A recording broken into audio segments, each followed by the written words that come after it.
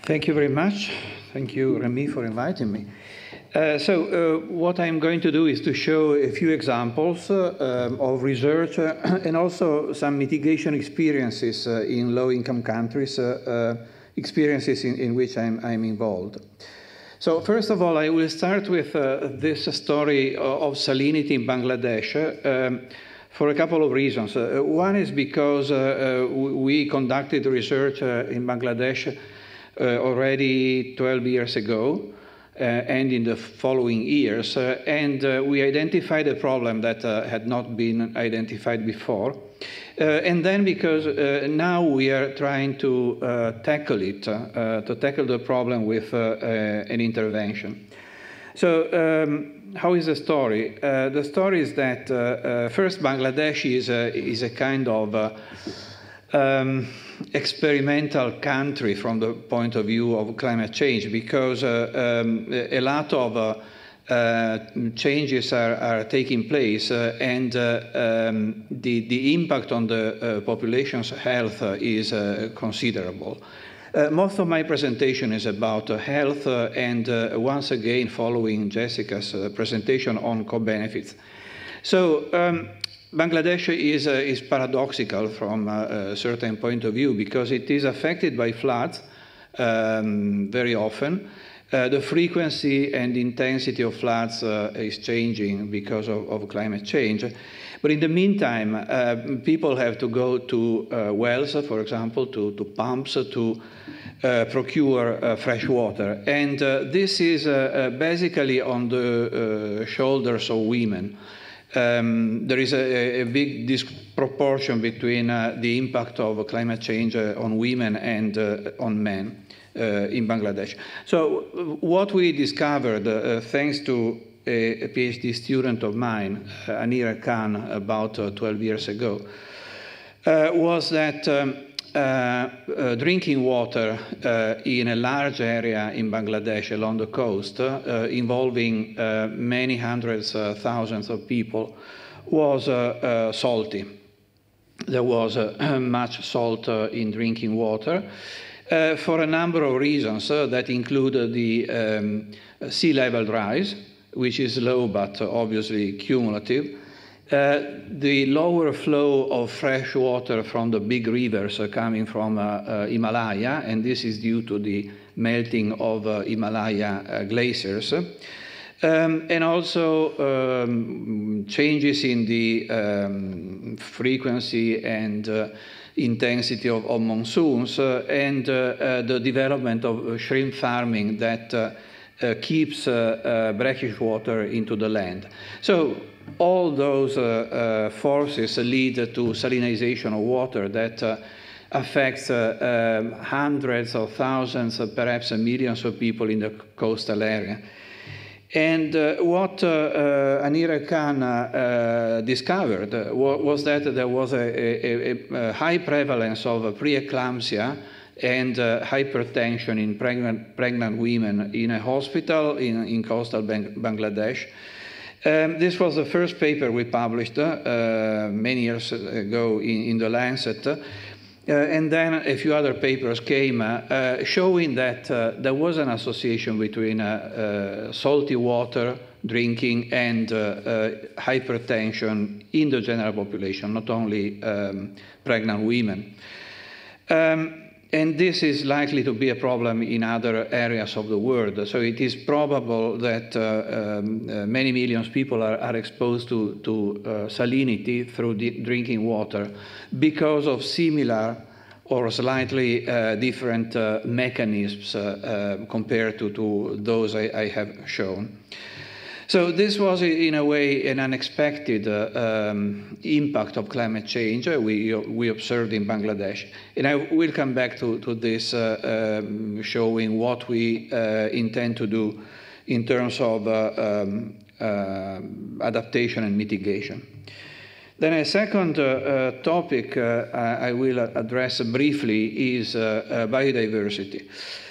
Not from the point of view of well, what we have heard already, This is a recent paper where also a former collaborator of mine is involved, Chris Murray, who is currently in the Gambia. So I'm not addressing biodiversity as such, but a particular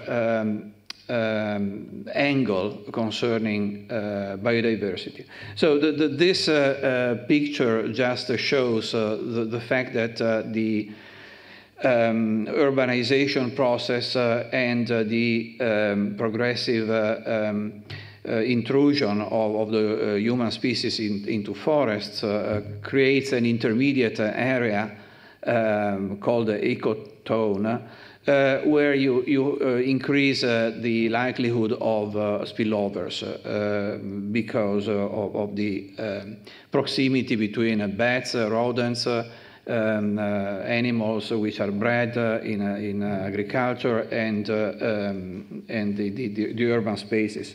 But the point I want to make is that you can also look at biodiversity from a completely different point of view, and this has to do with co-benefits.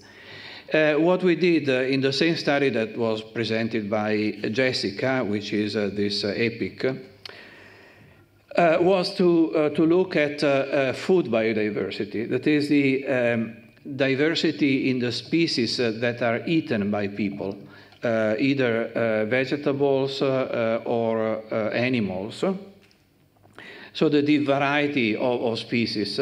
So we reclassified the same dietary data used by Jessica for co-benefits.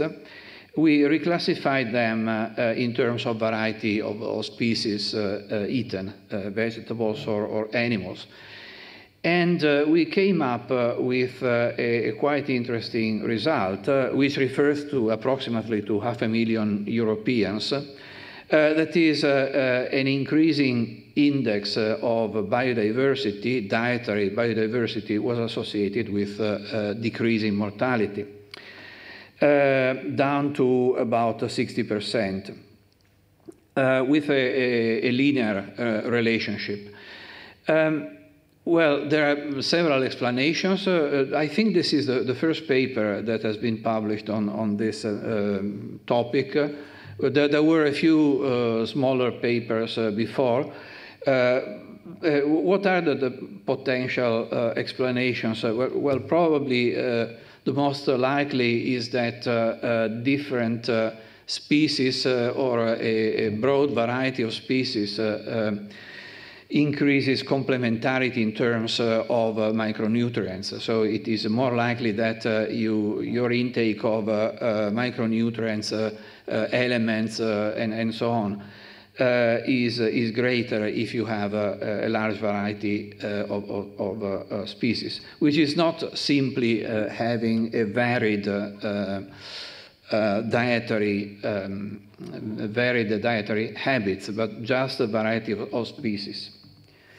So this leads us once again to stressing the importance of diet and agriculture, as was already very well described by Jessica.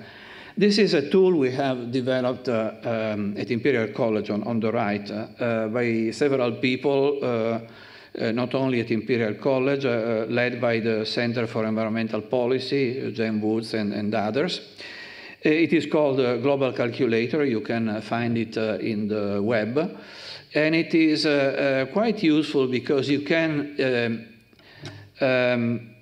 introduce your data about several sectors or behaviors, like transportation, diet, housing, insulation of houses, whatever, energy used, and so on. And the calculator, through a series of algorithms, gives you the increase in temperature that corresponds to the different scenarios.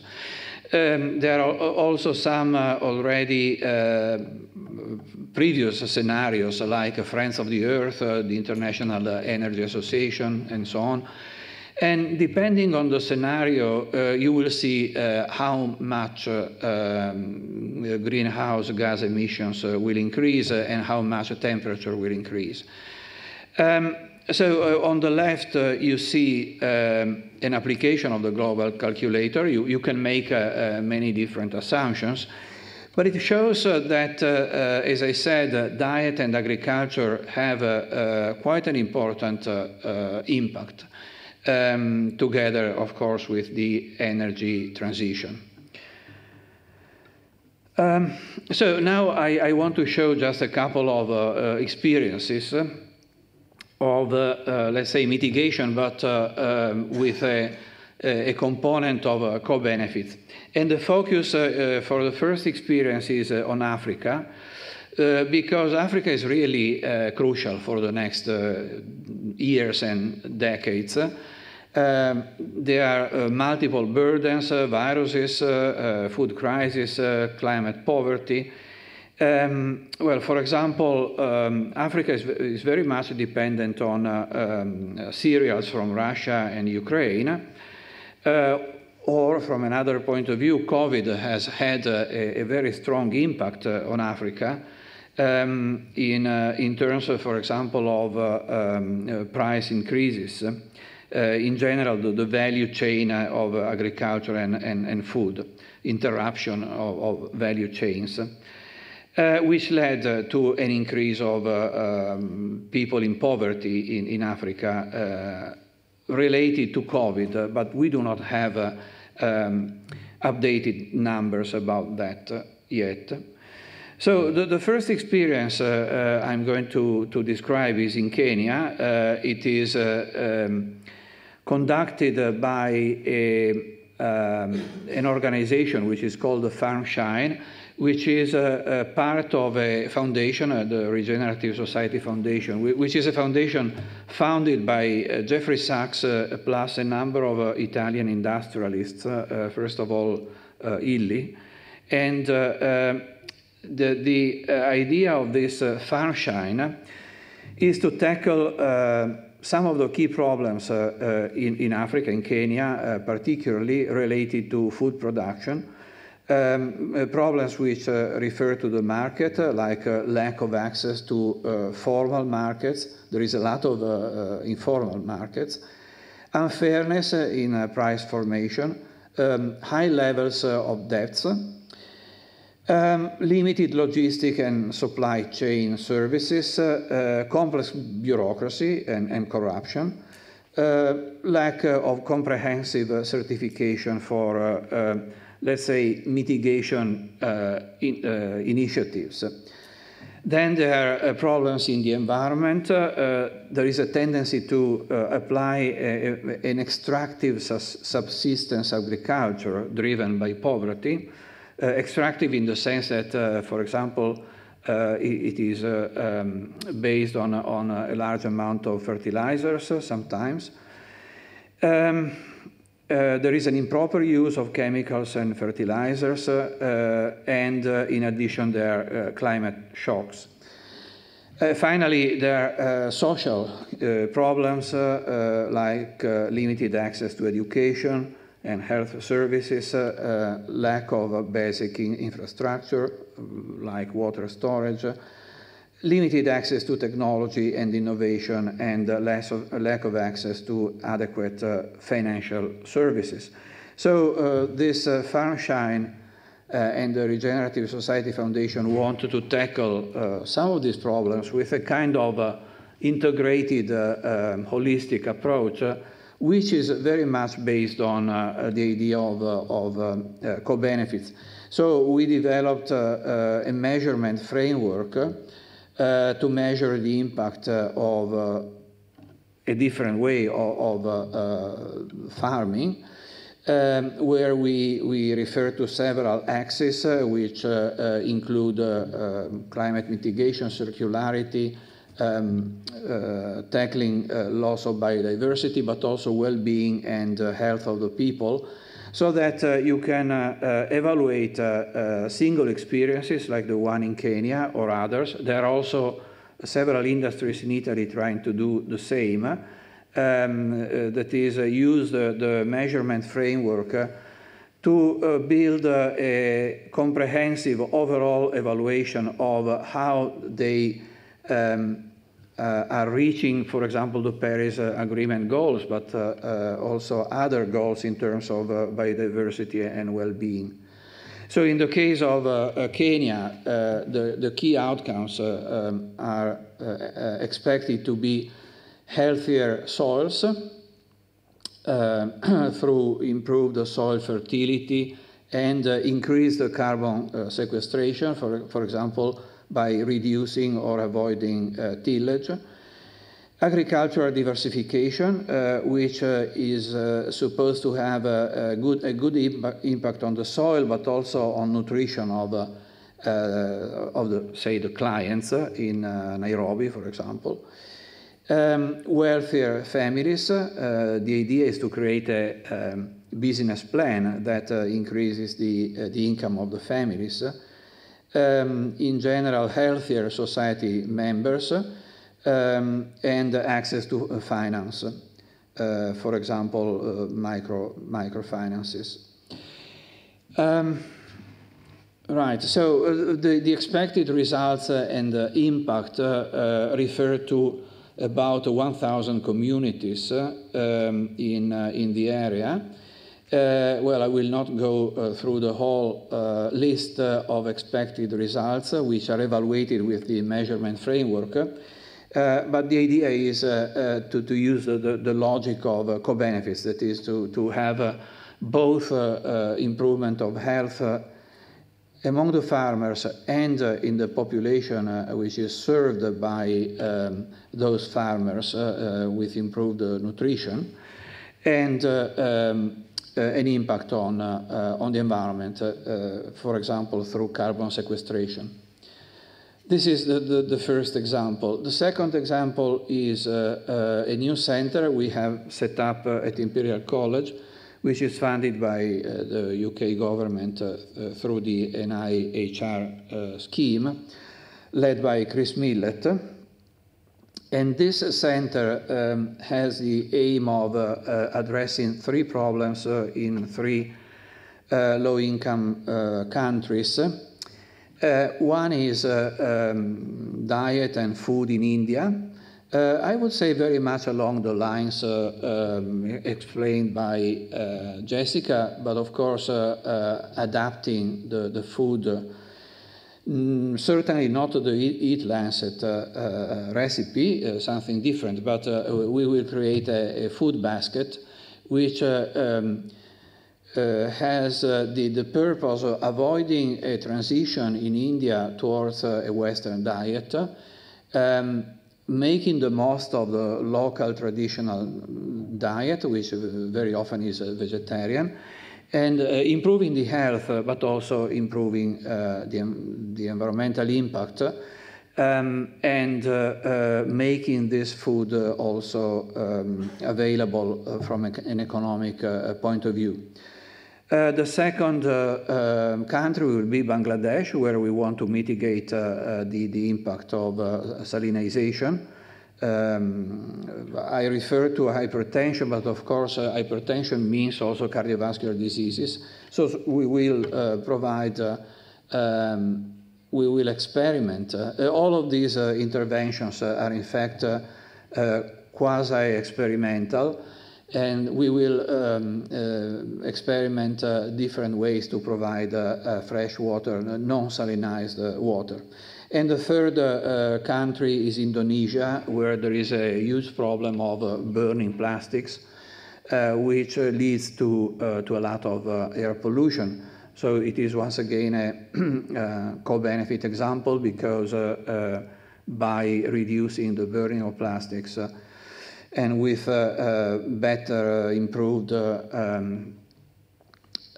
ways to get rid of plastics, there will be a reduction in air pollution, improvement of the health of children and adults, and less contribution to climate change and less environmental degradation. So these are the examples of mitigations based on the principle of co-benefits we are currently setting up. Thank you.